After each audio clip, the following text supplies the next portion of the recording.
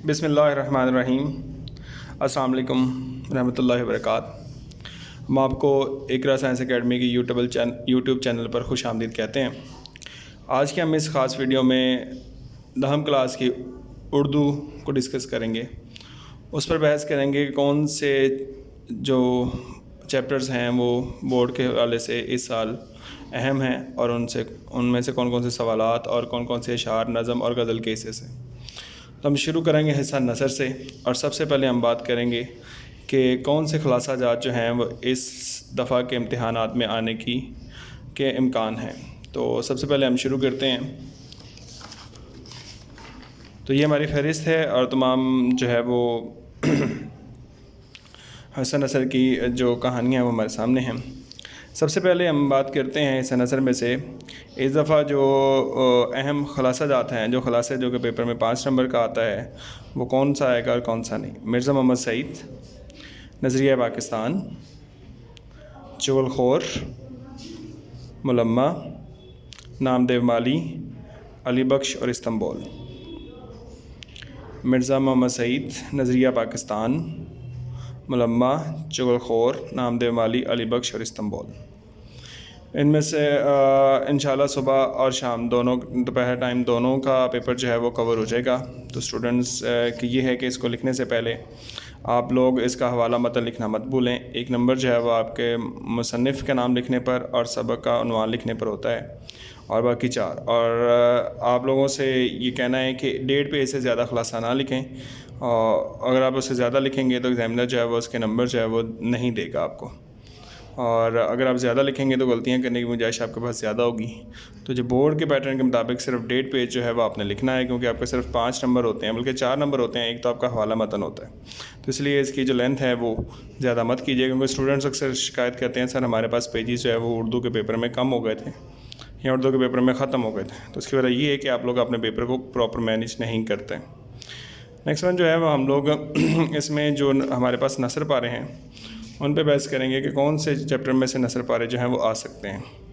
सबसे पहले मिर्ज़ा मोहम्मद सईद में से मिर्ज़ा मोहम्मद सईद जो कि शायर अहमद देलवी लिखते हैं, इस जो चैप्टर में से जो हैं वो हम आपको बता देते हैं कि कौन कौन से जो नसर पारे जो हैं वो पेपर में आ सकते हैं। सबसे पहला पैराग्राफ है, सुबह अखबारों में ये ख़बर पड़ी, यहाँ से लेकर सानह इर्तिहाल की ख़बर तक ना हुई। नेक्स्ट वन, आलिम की मौत आलम की मौत होती है, यहाँ से लेकर हम लोग और वक्त के साथ उनकी जुदाई का गौब बढ़ता चला जाएगा। ठीक है, ये 2 पैराग्राफ हैं जो कि आपको नसर पारे के लिए इस पेज में से आ सकते हैं। नेक्स्ट वन जो है वो हमारे पास मौजूद है, और वो है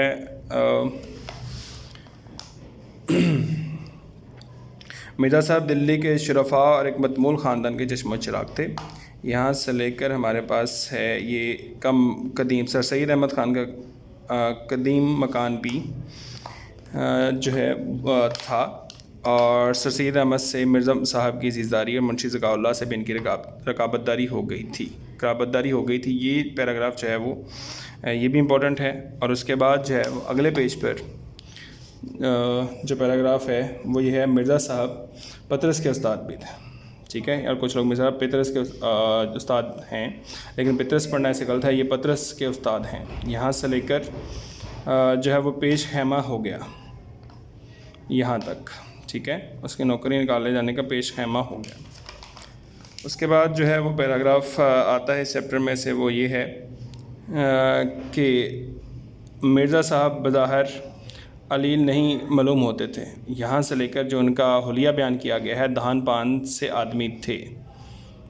नेक्स्ट वन, इसी सफ़े पर है, मौत बरहक है, मरना सबको है, मगर मरने में फ़र्क होता है, यहाँ से लेकर जितना भी कम हो कम है।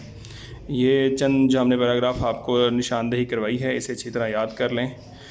नेक्स्ट वन जो हमारे पास पेज है नज़रिया पाकिस्तान, हमारा अगला चैप्टर। उसमें से जो नसर पारे आ सकते हैं वो क्या है, ज़रा गौर से देखिएगा। मुसलमानों ने हमेशा रवादारी को अपना शेवा बनाया है। ठीक है, आज़ादी खुद इनके दीनी मामलात में भी ख़त्म हो गई थी यहाँ तक। ये 3 लाइनें जो 3 सतूर हैं वो आपके पेपर में आएंगी।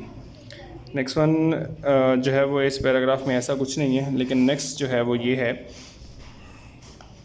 कि यहाँ से शुरू हो गई कि 1885 में हिंदुओं ने कांग्रेस की बुनियाद डाली। ज़ाहिर ये कि वो मुल्क के तमाम कौमों को इनके हकूक़ दिलवाएंगे, यहाँ से लेकर इनकी सियासत से अलहदा करने की कोशिश की यहाँ तक। ये वाला पैराग्राफ जो है वो पेपर में आने के इम्कान मौजूद हैं।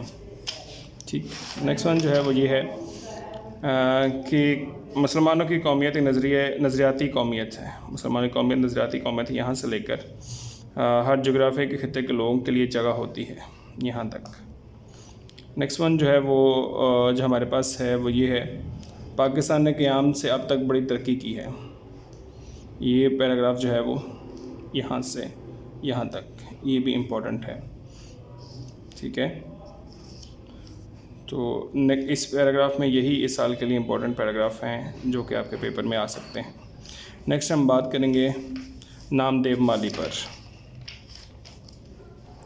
या पाकिस्तान की आज़ादी को पहले हम लोग डिस्कस कर लेते हैं। पाकिस्तान की आज़ादी में जो है वो पैराग्राफ हम अंडरलाइन करवा देते हैं। सैदानी भी का एक वक्त में बड़ा दौरा था, यहाँ से ये शुरू होता है और यहाँ पर बड़ी सरकार ने बुलाया है, यहाँ तक ये पैराग्राफ ख़त्म होगा और आपके पेपर के लिहाज से ये इम्पोर्टेंट है।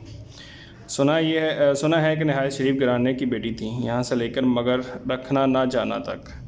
या फिर इसके लाइन और बढ़ा लें, वो ये है, दिल की हाथम और तबीयत की नरम थी। ठीक है, और उसके बाद मीर साहब के घर वाले छोटे से लेकर बड़े तक सब के सब इंतहा से ज़्यादा खुश थे, यहाँ से यहाँ तक। फिर इनका भी दिल खुल गया और इस तरह रहने लगी जैसे अपने कुंबे में हैं। ठीक है, नेक्स्ट वन जो है वो हमारे पास है, एक दिन सर्दियों की रात थी और दिलानों के पर्दे पड़े हुए थे, यहाँ से लेकर अंडा शादी की कहानी की थी, यहाँ तक। ठीक है, और उसके बाद हमारे पास है यहाँ नवाब साहब का महल मेरे घर से कोई 2 आने डोली को होगा, यहाँ से लेकर उड़ी चली जा रही है, यहाँ तक। दोबारा से बताता हूँ, नवाब साहब का महल मेरे घर से कोई 2 आने डोली तक था। यहाँ इसके बाद हमारे पास इसमें से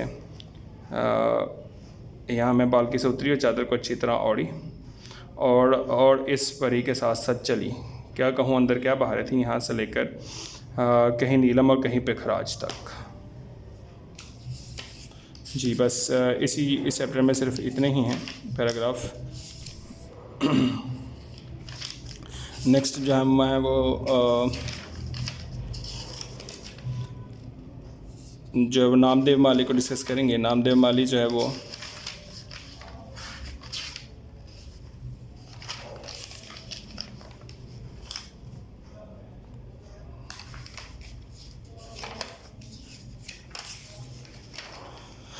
नामदेव माली में जो है वो कुछ पैराग्राफ हैं और इस हर साल तकरीबन पेपर में ख़दशा होता है कि नामदेव माली से ज़रूर जो है वो नसर पारा ज़रूर आएगा। तो हम पहले शुरू करते हैं, वो ये है कि वो बागों में रहते रहते उसे जड़ी बूटियों की भी शनाख्त हो गई थी, ये वाला पैराग्राफ। और वो ख़ुद भी साफ़ रहता और सुथरा रहता और ऐसे ही चमन को रखता और हर सारे चमन को आईना बना रखा था, ये वाला पैराग्राफ। उसके बाद जो पैराग्राफ है वो इस तरह से है, मैंने इस बेमिसल कारगुजारी पर से नाम देना चाहा, यहाँ से लेकर यहाँ तक। ये वाली 2 लाइन जो है वो आ चुकी हुई हैं। एक दिन नामालूम क्या बात हुई कि शहद की मक्खियों की यूरिश हुई, ये पैराग्राफ। और साथ ही इसके जो गर्मी हो या जाड़ा, धूप हो या साया।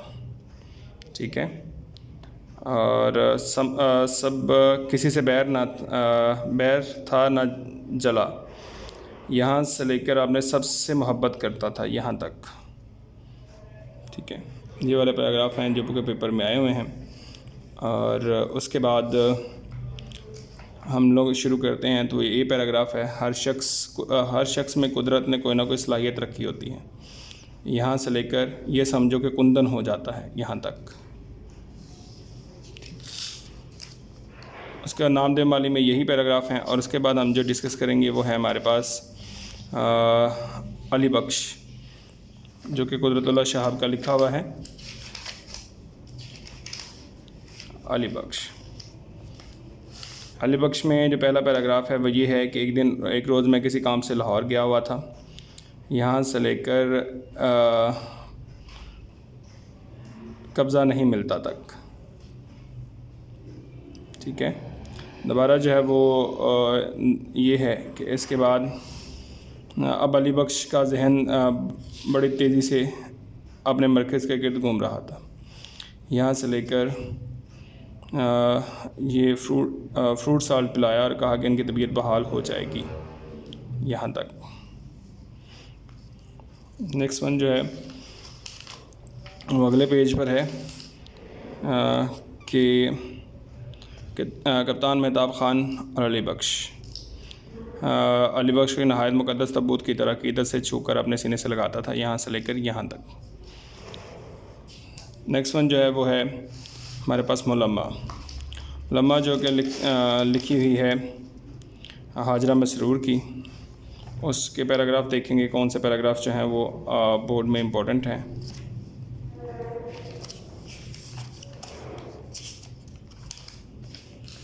जी, तो पहला पैराग्राफ जो टिका हुआ है वो रेलवे टिकट घर के सामने स्याह रेशमी बुरखे में लिपटी खड़ी थी, यहाँ से लेकर यहाँ तक। और उसके बाद ये सोचकर उसका दिल बैठने लगा और खामोशी से नीम तारीख सी काली कलोटी सड़क की तरफ देखने लगी, यहाँ से लेकर धुंधली लालटेन तक। अगले पेज पर आ जाएंगे तो धुंधली लालटेन तक ये है। नेक्स्ट वन जो है वो है अजीब मुसीबत है वो दिल ही दिल में कहने लगी, यहाँ से शुरू होकर देखते ही देखते फैल कर बैठ जाती हैं। नेक्स्ट वन जो है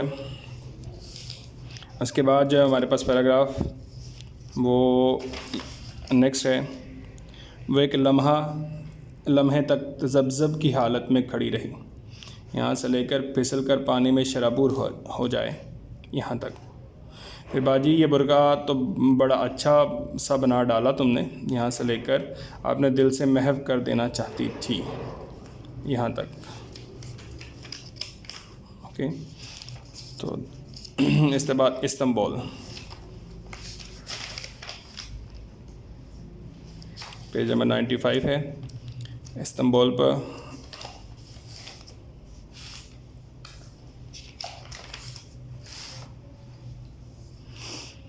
जी, तो पहला इस्तांबुल तुर्की का एक शहर है, यहाँ से लेकर इस्तांबुल में ही मदफून है, पहला पैराग्राफ। दूसरा पैराग्राफ जो है सुल्तान फ़ातिह ने अंदाज़ से शहर में दाखिल हुआ और सबसे पहले इसने आया सोफिया में नमाज़ पढ़ी। जब मुसलमानों ने कुस्तुनतुनिया को फ़तह किया, यहाँ से लेकर सुल्तान मोहम्मद फ़ातिह घोड़े से उतर कर कलीसिया के अंदर दाखिल हुआ और वहीं नमाज़ें अदा की। उसके बाद जो हमारे पास है वो पैराग्राफ वो पेज नंबर 96 पर है। सलमानिया से मुल्हिक एक बड़ा कुतुबखाना है, यहाँ से लेकर मसरूर की कोई इंतहा न रही। और उसके बाद तोप कापी में आसार कदीमा के एक अजायब घर के अलावा फ़ौजी खाना भी अलहदा मौजूद है, यहाँ से लेकर आपके पास जो मौजूद है वो ये है हुक्मरानों का किरदार बहुत नुमायाँ है।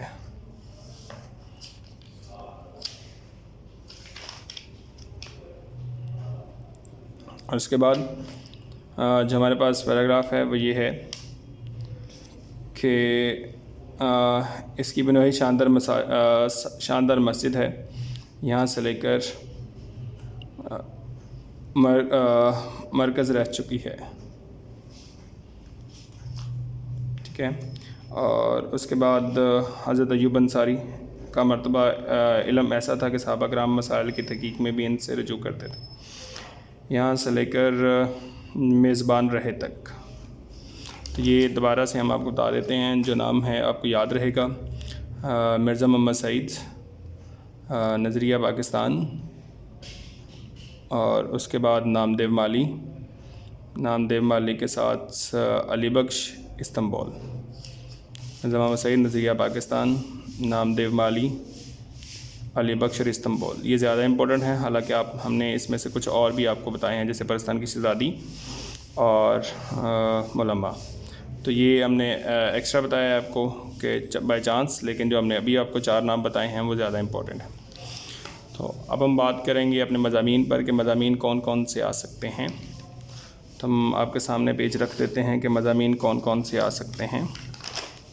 तो इस साल पेपर में जो मज़ामीन आने वाले हैं वो है मेहनत की बरकतें, वालिदैन के साथ हुस्न सलूक, इल्म के फ़ायदे, हुब्ब वतन या हुब्बुल वतनी, वक्त की पाबंदी, तंदुरुस्ती हज़ार नेमत है, ज़मज़म, ईदैन, साइंस के करिश्मे और तलीम निस्वां। दोबारा रिपीट कर देते हैं। मेहनत की बरकतें, वालिदैन के साथ हुस्न सलूक, यहाँ वालिदैन की अताअत भी इसी में आता है, इल्म के फ़ायदे, हुब्ब वतन, वक्त की पाबंदी, तंदुरुस्ती हज़ार नेमत है, ज़मज़म, ईदैन, साइंस के करिश्मे और तलीम निस्वां। ठीक है, और इसके बाद हम आपसे बात करेंगे हिस्सा नज़म की।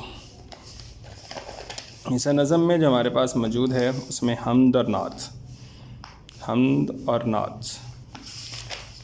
और नात में जो है वो हम बात करेंगे आपसे पहला शेर, दूसरा शेर और उसके बाद पांचवा और छठा।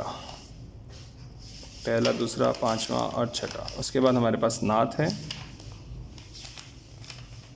नात में जो अशार हैं वो हैं पहला, तीसरा और पांचवा। पहला, तीसरा और पांचवा।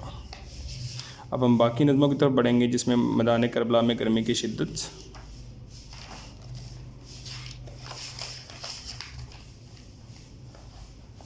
Page number 117।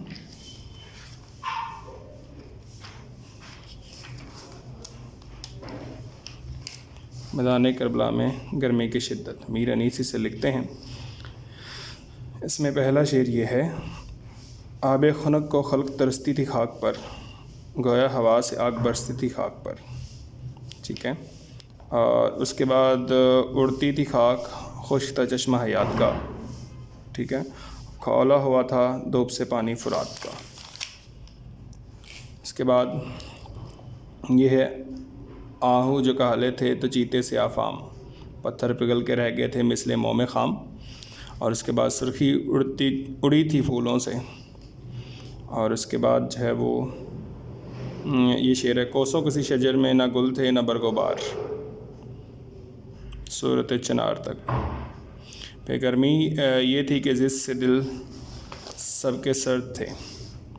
और उसके बाद जो है वो गर्मी से मुस्तरब था ज़माना, और पानी था आग, गर्मी रोज़े हिसाब थी, माही जो सीखे मौज तक आई तो कबाब थी।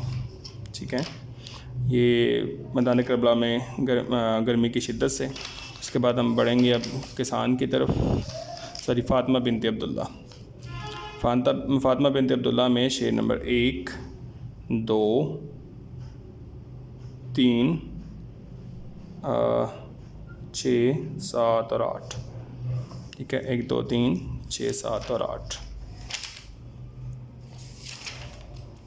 जी। और अब किसान में पहला शेर, दूसरा और छठवां, और छठवें के बाद सातवां। ठीक है, ये पहला, दूसरा और तीसरा भी ऐड कर लें तो काफ़ी है। इसके बाद जीवे जीवे पाकिस्तान आप स्किप कर सकते हैं। और उसके बाद आपने करना है ऊंट की शादी। पहला, तीसरा और उसके बाद तीसरे के बाद पांचवा और आखिरी शेर। तो अगर आप यही नज़में कर लेंगे तो ये काफ़ी हो जाएगा। अब हम चलेंगे गज़ल की तरफ। गज़ल जो है वो पहले लिखते हैं हसरत मोहानी। हसरत मोहानी की जो गज़ल है उसका पहला शेर, उसके बाद तीसरा और चौथा। नेक्स्ट वन हमारे पास है जिगर मुराद आबादी। उसमें दूसरा शेर, तीसरा शेर और पांचवा और छठा। अदा जाफरी अगर आप छोड़ सकते हैं, अगर आप फ़राक गोरखपुरी करना चाहते हैं। अगर आप फ़राक गोरखपुरी नहीं करना चाहते तो अदा जाफरी कर लें, लेकिन मेरे ख्याल से फ़राक गोरखपुरी जो है वो उनको ही पढ़ लें, बेहतर है। वही है पहला शेर, दूसरा और चौथा और सेकंड लास्ट। सो ये था हमारा हिस्सा नसर, नज़म और गज़ल। और मज़ामीन के बाद आपका जो पेपर में है वही है कि आपने तफ़हीम में अबारात जो हैं वो सारी की सारी करनी है, क्योंकि वो आसान हैं, उन पे कोई चॉइस की ज़रूरत नहीं। हाँ, जो आखिरी 3 जो अशार हैं उनको आप छोड़ सकते हैं। सो इसके अलावा आप लोग अपना पेपर मैनेज करिएगा। टाइम जो है वो आपको कम मिलता है और उर्दू में अपने ज़्यादा लिखना होता है। आपको एक और बता दें, नसर पारे में जो है वो पूरे 10 नंबर होते हैं। नसर पारे दोनों ही करने हैं आपने, लेकिन उसके लिए एक आपको ट्रिक बता देते हैं। कुछ बच्चे जो ये समझते हैं कि उनसे नहीं हो पाएगा, तो 10 नंबर होते हैं बेटा उसके। और उसमें आप लोगों ने जो है वो हवाला मतन के मतन में आपने मुसन्निफ़ और सबक अनवान लिखना होता है। 1 नंबर आपके पास ये होता है, और दूसरा 4 जो है वो आपसे अल्फाज मानी पूछे जाते हैं, और उन 4 का नंबर जो होता है वो 0.5 हर एक का होता है। 0.5 तो ये मिलकर 2 नंबर हो जाते हैं। इन सारे अल्फाज आप ठीक मानी लिखते हैं इनके, तो आपके पास 2 नंबर हो जाते हैं। 2 और 1 हवाला मतन 3, और 2 नंबर आपकी तशरीह के हैं।